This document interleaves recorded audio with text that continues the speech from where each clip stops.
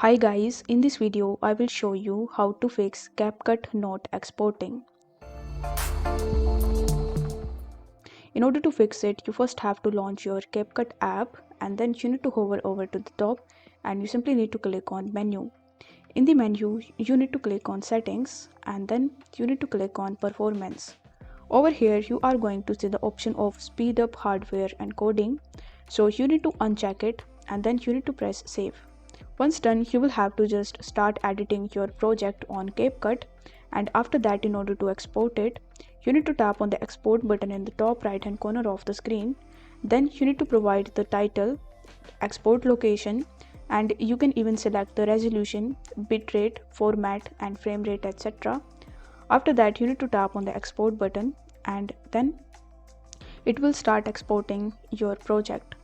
So this is how you can easily fix CapCut network error.